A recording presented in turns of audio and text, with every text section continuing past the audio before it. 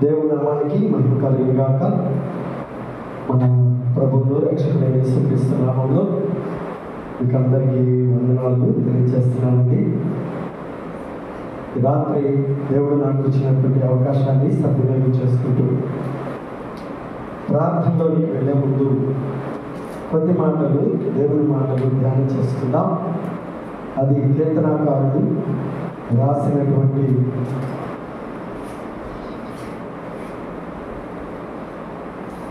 కీర్తనాకారుడు రాసిన 147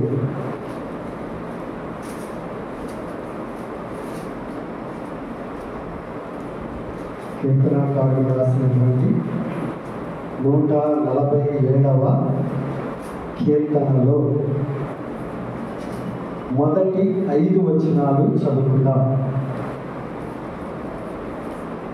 యెహోవాను స్తుతించుడి, మన దేవునికి స్తోత్రగానము చేయటం మంచిది, అది మనోహరము, స్తోత్రము చేయుట ఒప్పిదము. యెహోవాయే యెరూషలేమును కట్టువాడు, చెదరిన ఇశ్రాయేలీయులను పోగు చేయువాడు, గుండె చెదరిన వారిని ఆయన బాగు చేయువాడు, వారి గాయములు కట్టువాడు. నక్షత్రముల సంఖ్యను ఆయన నియమించి ఉన్నాడు, వాటికన్నిటికీ పేర్లు పెట్టి ఉన్నాడు. మన ప్రభు గొప్పవాడు, ఆయన అధిక శక్తి గలవాడు, ఆయన జ్ఞానములకు మితిలేదు. దేవుడి పరిశుద్ధ వాక్యమును మన వెనుకలో దీవించి ఆశీర్వదించుగాక. ఆమేన్. చిన్న మాట ప్రార్థన చేసుకున్నాం. దేవుడిచ్చి కొన్ని తలంపులను మరి ధ్యానం చేసుకుందాం. కనికరము కలిగిన మా తండ్రి, మహోన్నతుడమైన మా ప్రభువా, నీ నామానికి వందనాలు, స్తుతులు, స్తోత్రాలు. రాజా, దినమెల్లా మీరు మమ్మల్ని కాచి కాపాడి భద్రపరిచి క్షేమాన్ని ఇచ్చినందుకు మీకు వందనాలు. ఈ రాత్రి ఉపవాస ప్రార్థనలోనికి వెళ్ళే ముందు తండ్రి, ఈ సన్నిధిలో మమ్మల్ని జ్ఞాపకం చేసుకోమని వేడుకుంటున్నాను. ప్రభా, మీకు స్తోత్రాలు. ప్రార్థనలోకి వెళ్ళే ముందు నీ మాటలు విని, నీ మాటలను ధ్యానం చేసుకొని, నీ మాట ప్రకారంగా నానా ప్రార్థన చేయడానికి మీరు ఇచ్చిన కృపను బట్టి మీకు స్తుతులు, స్తోత్రాలు. ఈ రాత్రి నీ మాటలు వినబోతున్నటువంటి నిబిడలమైన మమ్మల్ని జ్ఞాపకం చేసుకోండి ప్రభువా. అలాగే తండ్రి, ఈ పక్షాన్ని నిలబడిన నీ బిడ్డనైన నన్ను జ్ఞాపకం చేసుకోండి. నాలో ఉన్న ప్రతి విధమైన బలహీనతలన్నింటినీ యేసునామములో తీసివేసి నన్ను బలపరిచి ఈ శిలువ చాటున నన్ను మరుగుపరచుకొని ఈ పరిశుద్ధాత్మ శక్తితో నీ జ్ఞానంతో నింపి నన్ను వాడుకోమని యేసునామమును అడిగి ప్రార్థించి వేడుకుంటున్నాను తండ్రి. ఆమేన్. హల్లెలూయా. ప్రియులారా, చదవబడిన ఈ లేఖన భాగంలో దేవుడు గొప్పవాడని, అధిక శక్తిమంతుడని, గుండె చెదరిన వారిని ఆయన బాగు చేసి వారి గాయములను కట్టువాడని వాక్యం చెబుతుంది.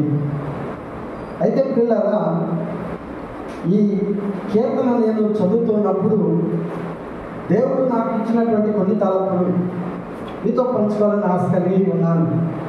ఏంటయ్యా అని అంటే, దేవుడు గొప్పడని తెలుసు, అధికమైన శక్తి సంపన్నుడని తెలుసు, గుండె చదివిన వారిని బాగు చేసే దేవుడని తెలుసు, వారి గాయములను కట్టు దేవుడని తెలుసు. ఈ వాక్యం ద్వారా మనం తెలుసుకున్నటువంటి ఈ మాటలన్నీ మన జీవితంలో నెరవేర్పులోనికి రావాలంటే మనం 5 పనులు చేయాలి.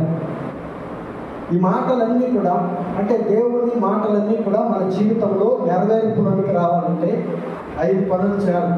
అది చిన్నలైనా కావచ్చు, యవన బిడ్డలైనా కావచ్చు, పెద్దలైనా కావచ్చు, వృద్ధులైనా కావచ్చు. ప్రతి ఒక్కరికి మరి ఈ మాటలు చాలా చాలా ప్రాముఖ్యమని నేను అనుకుంటున్నాను. ఏంటయ్యా ఆ 5 పనులు ఏంటయ్యా అని అంటే, నెంబర్ 1, ద్వితీయోపదేశ కాండము 28వ అధ్యాయం 1వ వచనము చదివితే, ద్వితీయోపదేశ కాండము 28వ అధ్యాయం 1వ వచనాన్ని చదివితే అక్కడ అంటాడు, నీవు నీ దేవుడైన యెహోవా మాట శ్రద్ధగా విని నేడు నేను నీకు ఆజ్ఞాపించుచున్న ఆయన ఆజ్ఞలన్నిటినీ అనుసరించి నడుచుకొనిన ఎడల నీ దేవుడైన యెహోవా భూమి మీద ఉన్న సమస్త జన్మల కంటే నిన్ను హెచ్చించును అంటున్నాడు. మరి ఈ మాట, ఈ వచనాన్ని మనం ధ్యానం చేసుకుంటే మొదటి పని ఏంటయ్యా అని అంటే మాట వినుట. మొదటి పని ఏంటి? మాట విను. దేవుని మాట మనం విన్నట్టయితే మరి ఆయన చెప్పినటువంటి వాక్యం ద్వారా మనం తెలుసుకున్నటువంటి ఇవన్నీ కూడా మన జీవితంలోనికి నెరవేర్చడానికి వస్తాయి. ఏంటవి? మరి ఈ జీవితంలో నీకు కలిగినటువంటి బాధ కావచ్చు, శ్రమ కావచ్చు, ఇరుకు కావచ్చు, ఇబ్బంది కావచ్చు, వేదన కావచ్చు, కష్టాలు కావచ్చు, కన్నీళ్ళు కావచ్చు, వాటన్నిటిని తీసేస్తాడు దేవుడు. నీ గాయాలన్నిటినీ కట్టి నిన్ను బాగుపరుస్తాడు దేవుడు. ఎప్పుడో తెలుసా? ఆయన మాట విన్నప్పుడు. ఆయన మాటను విన్నప్పుడు. ఎందుకంటే మాట వింట అనే మాట బైబిల్ గ్రంథంలో చాలా చోట్ల చాలా రకాలుగా రాయబడి ఉంది. ఏంటో తెలుసా? యోబు గ్రంథం 11వ అధ్యాయం 5వ వచనంలో ఏమంటాడంటే, దేవుడు నీతో మాటలాడిన మేలు అంటాడు. దేవుడు నీతో మాటలాడిన మేలు అంటాడు. మత్తయి సువార్త 4వ అధ్యాయం 4వ వచనం చదివితే అక్కడ ఏమంటాడో తెలుసా? అందుకు ఆయన మనుష్యుడు రొట్టె వలన మాత్రం కాదు కానీ దేవుని నోట నుండి వచ్చు ప్రతి మాట వలన జీవించును అని వ్రాయబడి ఉంది. హల్లెలూయా. అంటే దేవుని మాట వినడం నేర్చుకోవాలి. మరొకసారి ఏమంటాడని తెలుసా? యెషయా ప్రవక్త రాస్తాడు.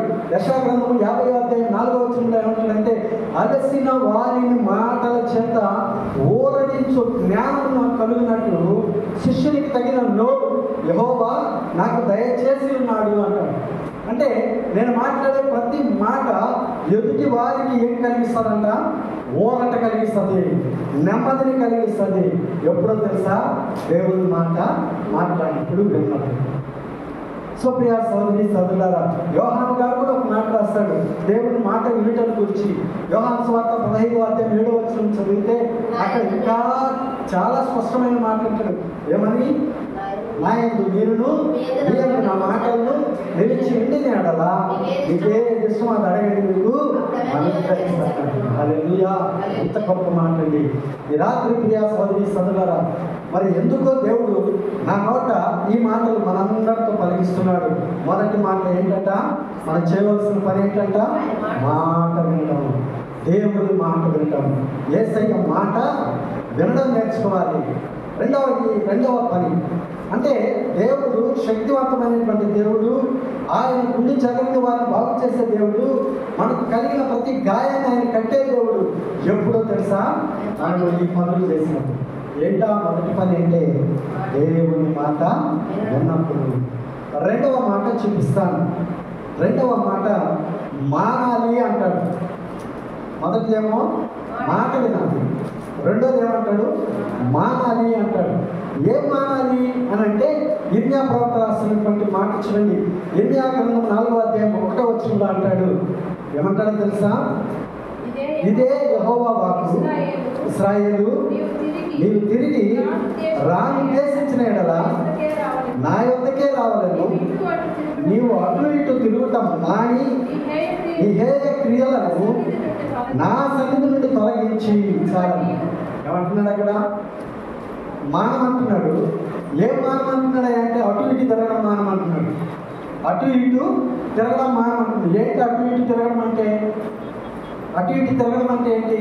కాసేపేమో యేసయ్యా యేసయ్యా అంటావు, కాసేపేమో ఇంకొక దగ్గరకు పోతావు, కాసేపేమో ఇదిగో ఒక దగ్గరకు బలిగిస్తావు, కాసేపేమో ఇంకొక దగ్గరకు బలిగిస్తావు. అంటే నీ ఆలోచనలో స్టెబిలిటీ ఉండదు, స్థిరమైన ఆలోచన ఉండదు. దాన్ని మానేయమంటున్నాడు.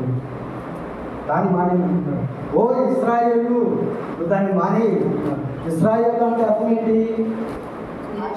దేవుని ఆశీర్వాదం పొందినవాడు, దేవుని బిడ్డ, దేవుని పుత్రుడు. ఈ నాగాలు చాలా ఉన్నాయి. ఇశ్రాయేలు అనే మాటకి ఎవరికి పెట్టాడు? ఇశ్రాయేలు అనే పేరు దేవుడు యాకోబు పెట్టాడు. మోసగాడి యాకోబు మారిన తర్వాత, మరి దేవుడు దర్శనం పొందుకున్న తర్వాత, దేవుని ఆశీర్వాదం పొందుకున్న తర్వాత ఏమని పేరు పెట్టాడంట? ఇశ్రాయేలు అని పేరు పెట్టాడు. సో ఈ రాత్రి రెండవ మాట చెప్తున్నాను, మానాలి. ఏం మానాలంట? ఇర్మియా ప్రవక్త చెప్తున్నాడు ఏం మానాలి అంటే అటు ఇటు తిరగటం మాని. అంతేకాక ఇంకో మాట కూడా అక్కడ అన్నాడు, హేయమైన క్రియలను మానేయమంటున్నాడు. హేయము అంటే విరోధమైన, చెడ్డమైన, ఇంకా ఇంగ్లీష్లో సింపుల్గా చెప్పాలంటే బ్యాడ్ హ్యాబిట్స్. బ్యాడ్ హ్యాబిట్స్ అని కూడా సింపుల్గా ఈజీగా అర్థమయ్యే రీతిలో మనం చెప్తాం. ఇట్లాంటివి ఏమన్నా ఉంటే వాటిని మానేయంటున్నాడు. మానేసి నా దగ్గరికి వస్తే నీకు తగిలిన ప్రతి గాయాన్ని నేను కడతాను, నీకు వచ్చిన ప్రతి ఆపదను నేను తొలగిస్తాను అంటున్నాను. నీ దుఃఖాన్ని నేను తీసేసి సంతోషాన్ని, ఆనందాన్ని, సమృద్ధిని ఇస్తాను అంటున్నాను. హల్లెలూయా. అలాగే మరొక మాట యెషయా ప్రవక్త రాస్తున్నాడు, ఏం మానాలో చూడండి. యెషయా ప్రవక్త ఏం మానేయమంటున్నాడు? 59వ కీర్తన క్షమించండి, యెషయా గ్రంథము 59వ అధ్యాయము 20వ వచనం చదివితే, 20వ వచనం చదివితే అక్కడ అంటాడు, సియోను నందకు యాకోబు తిరుగుబాటు చేయుట మానే అంటున్నాడు. ఏం మానేయాలంట? తిరుగుబాటు చేయడం మానేయి. ఏంటి తిరుగుబాటు అంటే? తిరగబడి మాట్లాడడం, నువ్వెంత అంటే నువ్వెంత అనడం, ఏదన్నా ఒక విషయాన్ని గురించి తగ్గించినప్పుడు మాట వెనకపోవడం కూడా తిరుగుబాటు స్వభావమే. ముందు దాన్ని మానేయమంటుంది. నేను నీకు మేలు చేయాలంటే, నీ గాయకులను నేను కట్టాలి అంటే, మరి నీ జీవితాన్ని నేను ఆశీర్వదించాలంటే, నీకు మేలు నేను చేయాలంటే, నువ్వు చేయవలసిన రెండవ పని ఏమంటున్నాడు? మానాలి అంటున్నాడు. అందుకే జకర్యా ప్రవక్త ఏమంటాడో తెలుసా? జకర్యా ప్రవక్త 1వ అధ్యాయం 4వ వచనంలో రాస్తాడు, సైన్యములకు అధిపతి యెహోవా సెలవిచ్చున్నదేమనగా, మీ దుర్మార్గతను, మీ దుష్క్రియలను మాని నా వైపు తిరగండి అంటుంది. హల్లెలూయా.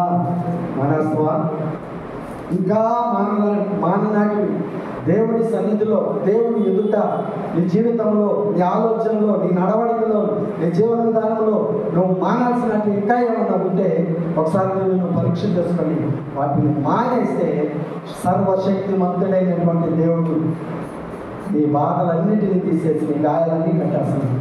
హల్లెలూయా. మరొక మాట, మరి చాలా విషయాలు ఉన్నాయి మానే అనేటువంటి వాటిలో, చాలా విషయాలు ఉన్నాయి. మరి సమయం లేదు కాబట్టి చెప్పట్లేదు. ఎఫ్ఎస్సి పత్రిక 6:9 వచనంలో ఏమంటాడు తెలుసా? బెదిరించడం మానే అంటాడు. ఏమంటాడు? బెదిరించడం మానే అంటాడు. ఎఫ్ఎస్సి పత్రిక 4:25 వచనంలో ఏమంటాడు తెలుసా? అబద్ధాలు మానే అంటాడు. అలాగే ఫిలిప్పీయులకు రాసిన పత్రిక 2వ అధ్యాయం 15వ వచనంలో ఏమంటాడు తెలుసా? సణుగులు, సంశయాలు మానే అంటాడు. అంటే కొనుక్కోవటం, సంశయాలు, అనుమానాలు, దానికంటే ముందు మానేసి నా దగ్గరికి రా, నా దగ్గరికి రా, మానేసి నా మాట నువ్వు ఎప్పుడైతే అవన్నీ మానేసి నా మాట ఇస్తావో అప్పుడు నీకు కావాల్సింది నేను ఇస్తాను అంటున్నాను దేవాలయం. హల్లెలూయా. మరొక మాట, 3వ మాట చూపిస్తాను. ఈ 5 పనులు మనం ఖచ్చితంగా చేస్తేనే దేవుడు నిన్ను నన్ను ఆశీర్వదిస్తాడు. నీ నా ప్రార్థనలు కూడా ఆలకిస్తాడు. ప్రియా సోదరి సోదరుడు, మొదటి మాట ఏం చేయాలంట? యేసయ్య మాట వినాలి. రెండోది ఏం చేయాలంట? మాని. 3వ మాట, అన్ని మా నక్షత్రంతోనే వచ్చినట్టు చెప్తా. 3వ మాట ఏంటంటే మనస్సు కలిగి ఉండుట. ఏం చేయాలంట? మనస్సు కలిగి ఉండుట. సంఖ్యాకాండము 14వ అధ్యాయము 24వ వచనం చదివితే అక్కడ అంటాడు, నా సేవకుడైన కాలేబు మంచి మనస్సు కలిగి పూర్ణ మనస్సుతో నన్ను అనుసరించడం హేతు చేత అతడు పోయిన దేశంలో అతన్ని ప్రవేశపెట్టేదను. హల్లెలూయా. అంటే మనస్సు కలిగి ఉండాలి. ఏ మనస్సు అయ్యా అంటే అక్కడ రాశాడు, మంచి మనస్సు కలిగి ఉండాలి. మరొక మాట ద్వితీయోపదేశకాండంలో రాస్తాడు. ద్వితీయోపదేశకాండం 4:9 వచనం చదివితే, ద్వితీయోపదేశకాండం 4:9 అంటాడు, జీవితకాలం అంతా నీ హృదయంలో నుండి తొలగిపోకుండానట్లును నీ మనస్సును బహు జాగ్రత్తగా కాపాడుకో. మనస్సుని ఏం చేయాలంట? జాగ్రత్తగా కాపాడుకోవాలి. అది మంచి మనస్సు కలిగి ఉండటం అంటే. అదే ద్వితీయోపదేశకాండం 5వ అధ్యాయం 29వ వచనంలో ఏమంటారో తెలుసా?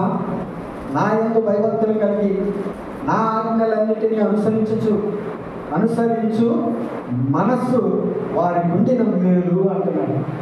అంటే ఏముండాలంట? దేవుని ఆజ్ఞలను పాటించే మనస్సు, అది మంచి మనస్సు. దేవుని ఆజ్ఞలను పాటించే మనస్సు మంచి మనస్సు అని దేవుని వాక్యం చెప్తున్నాడు. ఇంకా అనేక విషయాలు ఉన్నాయి. మంచి మనస్సు అంటే మనస్సు కలిగి ఉండు అనే దాని విషయమై. ఎందుకంటే సమూయేలు ప్రవక్త కూడా రాస్తారు. మొదటి సమూయేలు గ్రంథం 13వ అధ్యాయం 14వ వచనం చదివితే, మొదటి సమూయేలు 13:14 చదివితే అక్కడ అంటాడు, యెహోవా తన చిత్తానుసారమైన మనస్సు గల ఒకరిని కనుగొని ఉన్నాడు అని రాస్తాడు. యెహోవా ఎవరిని కనుగొంట? చిత్తానుసారమైన మనసు అంటే దేవునికి ఇష్టమైన మనస్సును కలిగి ఉండుట. ఏది ఏమైనప్పటికీ 3వ పని, మనం చేయవలసిన పని ఏంటంట? మనస్సును కలిగి ఉండాలి. అది కూడా ఎలాంటి మనస్సు? మంచి మనస్సు, దేవునికి ఇష్టమైన మనస్సును కలిగి ఉండాలి. 4వ మాట చూపిస్తాను. 4వ పని, మరి 4వ మా అనే అక్షరంతో చెప్తున్నాను. 1 మాట వినాలి, 2 మానాలి, 3ది మనస్సు కలిగి ఉండాలి. 4వ మాట చెప్తున్నాను. 4వ మాట ఏంటంటే మార్గంలో నడవాలి. ఏం చేయాలి? మార్గంలో నడవాలి. ద్వితీయోపదేశకాండము 5వ అధ్యాయం 33వ వచనంలో చాలా చక్కమైన మాట ఉంది. ఏమని? అదేనా 33వ వచనం? అదే, మేలు కలిగి దీర్ఘాయుష్మంతుడై ఉండినట్లు నీ దేవుడైన యెహోవా మీకు ఆజ్ఞాపించిన మార్గములన్నిటిలో నడుచుకున్న వాళ్ళని. అంటే మార్గంలో నడవండి అంటే ఎవరి మార్గంలో నడవాలి? దేవుని మార్గంలో నడవాలి. మనం అనుకుంటాం నేను నడిచే మార్గం నాకు రైట్ అనిపిస్తుంది, ఇతరులకి అది రాంగ్ అనిపిస్తుంది.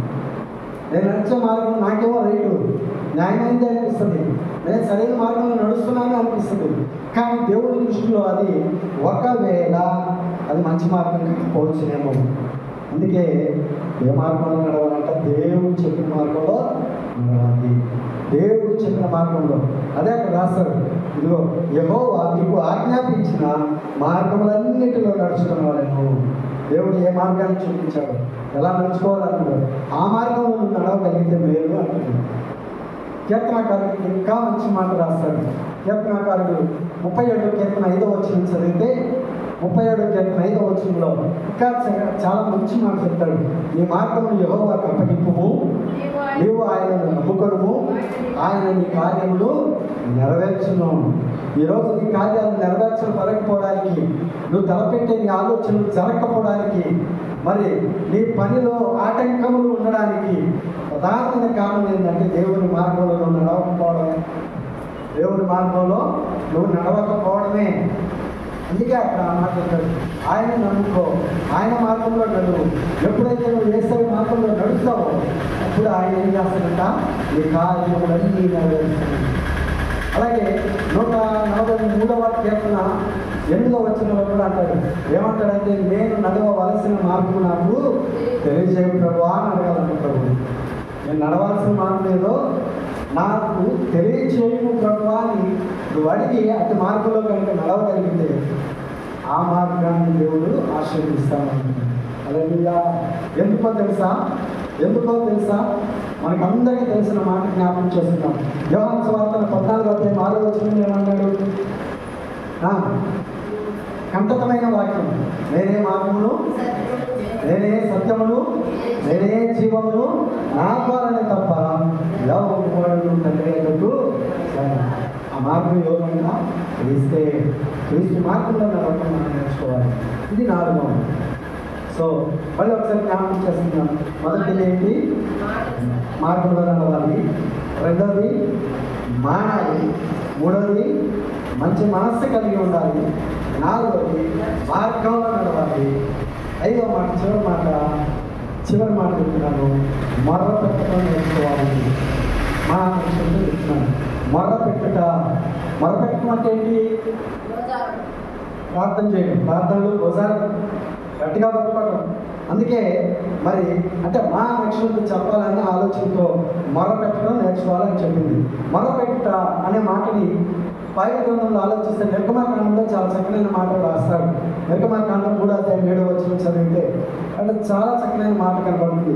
నిర్గమాకాండం 3:7 మరియు యెహోవా ఇట్లనెను, నేను ఐగుప్తులో ఉన్న నా ప్రజల బాధను నిశ్చయముగా చూచితిని, పనులలో తమను కష్టపెట్టి వారిని బట్టి వారు పెట్టిన మొరను వింటిని, వారి దుఃఖములు నాకు తెలిసే ఉన్నది. ఏంటంట? నువ్వు బాధలో ఉన్నావు, నువ్వు దుఃఖంలో ఉన్నావు, నీ దుఃఖాన్ని నీ బాధని ఇదిగో నువ్వు ఎప్పుడైతే దేవుని సన్నిధిలో మొరపెట్టడం మొదలు పెట్టావో దేవుడు అవన్నీ చూస్తున్నాడు. అంతే కదా? ఇశ్రాయేలు ప్రజలు కూడా ఐగుప్తు దేశంలో 420 సంవత్సరాల దాకా బానిసత్వంలో ఉంటూ మరి ఆ బానిసత్వం బ్రతుకుని తాళలేక అప్పుడు కన్నీరు పెట్టుకొని మున్నీరు పెట్టుకొని బాధలు పడ్డ కష్టాలు నష్టాలన్నింటినీ అనుభవిస్తూ మొరపెట్టడం మొదలుపెట్టాడు. ఎప్పుడైతే మొరపెట్టడం మొదలుపెట్టాడో అప్పుడు దేవుడు ఏం చేశాడంట? వారి మొర ఆలకించి వారిని బయటికి తీసుకొచ్చిన తర్వాత వాళ్ళు ఏమన్నా మాట్లాడినారా? వెళ్ళా కదా, బయటికి తీసుకొచ్చాడు. వాళ్ళు తెలుగు ప్రపంచ దేశానికి మనం తీసుకెళ్తున్నాయా అని ఏం చేస్తారంటే వాళ్ళకి నాయకుడిని ఇచ్చాడు. ఎవరైనా నాయకుడు? మోషే అనే నాయకుడిని వాళ్ళకి ఇచ్చి నడిపిస్తే, నేను చేర్పిస్తానన్న ప్రదేశానికి మనం పంపిస్తానయ్యా, అది పాలు తేనెలు ప్రవహించే దేశమయ్యా, సుసంపన్నమైన దేశమయ్యా, మంచి ఫలితాన్నిచ్చే ఫలింపు కలిగినటువంటి దేశమయ్యా, సుఖ జీవనాన్ని సమృద్ధికరమైన జీవితాన్ని కలిగి ఉండవలసినటువంటి ప్రదేశమయ్యా, ఆడ పోయి మీరు హ్యాపీగా ఉండొచ్చు, రండి నా మార్గంలో అంటే వాడు ఏం చేస్తారు? మార్గంలో అంతా కూడా ప్రతి కష్టాన్ని బట్టి సనుక్కున్నారు, ప్రతి నష్టాన్ని బట్టి సనుక్కున్నారు, ప్రతి చిన్న విషయానికి పెద్ద విషయానికి సణుగులు గొడుగులు ఎవరి మీద? దేవుడి మీదనే. పక్కన మీద ఏం కాదు, దేవుడి మీద. మనమైతే పక్కన మీద, మన చుట్టుపక్కల వాళ్ళ మీద, మనవాళ్ళ మీద, బయట వాళ్ళ మీద, అందరి మీద పొదుపులు జరుపుకుంటాం కదా. దేవుడు చెప్తున్నాడు, సణుగులు మానండి, మొరపెట్టడం నేర్చుకోండి, సణుగులు మాని మొరపెట్టడం నేర్చుకోండి అంటున్నాడు దేవుడు. సో మొర్ర పెడితే దేవుడు నడిపిస్తాడు. అలా సడుగులు సంశయముల ద్వారానే ఏమయ్యారు? ఎంతమంది బయట వస్తే చివరికి చేరిందేమో దేవుడు ఇస్తానన్న ప్రదేశానికి చేరింది ఎంతమంది? 2. ఎవరా 2? యెహోషువ. మిగతా వాళ్ళ సంగతి ఏంటి? ఏమైపోయింది వాళ్ళ జీవితం? ఎందుకు పోయారు వాళ్ళు? ఎందుకు నాశనం అయిపోయారు వాళ్ళు? ఎందుకు బతుకులు బాగుపడక కష్టాల్లో నష్టాల్లో మునిగిపోయి అక్కడికి వారి జీవితాలు ముగిసిపోయినాయంటే కారణం ఏంటో తెలుసా? దేవుడు చెప్పిన మాట మీద దేవుడు మానేయమన్నా మాటలు మానలా. మంచి మనస్సును కలిగి ఉండండి అంటే మంచి మనస్సును కలిగి ఉండలా. ఇదిగో నా మార్గంలో నడవండి అయ్యా అంటే దేవుడి మార్గంలో వాళ్ళు నడవలా. అందుకే వాళ్ళ జీవితాలలా కర్రాకి ప్రియా సహోదరుడా సహోదరుడు. అందుకే చివరిగా 5వ మాట, మొర్ర పెట్టడం నేర్చుకోవాలి. యెహోవా ఇలాగూ సెలవిచ్చుచున్నాడు, అనుకూల సమయమునందును నేను నీ మొర ఆలకించి నీకు ఉత్తరం ఇచ్చి తిని రక్షణ దినమందు నిన్ను ఆదుకుంటుంది అని దేవుడు వాటిని చాలా చక్కగా మనకు జ్ఞాపకం చేస్తాం. ఏం చేయాలంటే మనం మొరపెట్టడం నేర్చుకోవాలి. బాధ కలిగిందా? దేవునికి మొరపెట్టు. ఇబ్బంది కలిగిందా? దేవునికి మొరపెట్టు. కష్టం కలిగిందా? దేవునికి మొరపెట్టు. బలహీనత కలిగిందా? దేవునికి మొరపెట్టు. ఏమండి, మనకు కలిగిన కష్టాలను చూసి మనం ఏమనుకుంటామో తెలుసా? ఈ లోకంలో ఉండే కష్టాలన్నీ నా దగ్గరే ఉన్నాయని అంత ఫీల్ అయిపోతాం కదా. ఆలోచించండి, యోగు కంటే కష్టాలు అన్నవి, యోగు పడ్డ కష్టాల కంటే గొప్ప కష్టాలు అన్నవి. ఒక్కసారి ఆలోచించండి. అంతెందుకు నిజ జీవితంలో, మన జీవిత ప్రయాణంలో, మనం ఇప్పుడున్న లోకంలో, మనం ఇప్పుడున్న ప్రాంతాల్లో మనకంటే దుర్లభంగా జీవించేవాళ్ళు లేదా? ఎంతమంది ఉన్నారు? అయినా వారి గురించి పట్టించుకోవు. నా నాకు అది లేదు, నాకు ఇది లేదు, నాకు ఈ నష్టం, నాకు ఈ బాధ, నాకు ఇది, నాకు అది అని పట్టుకొని ఈ బాధలు పడేటంటే దేవుడు ఏం అనుకుంటుంటే అవన్నీ మానేయండి అయ్యా అనుకుంటాడు. ఆలోచనలు మానేయండి, ఆ నడకలు మానేయండి, అవన్నీ మానేసి ముందు నా మాటేనండి, నా మాట నేను చెప్పిన ప్రకారంగా నేను చెప్పిన మార్గంలో మీరు నడిస్తే ఇదిగో ఈ మార్గాలను సరళం చేస్తాను, మనం దీవిస్తాను. దేవుడి మాట దీవించిన కాక ప్రార్థన చేసుకున్నాం.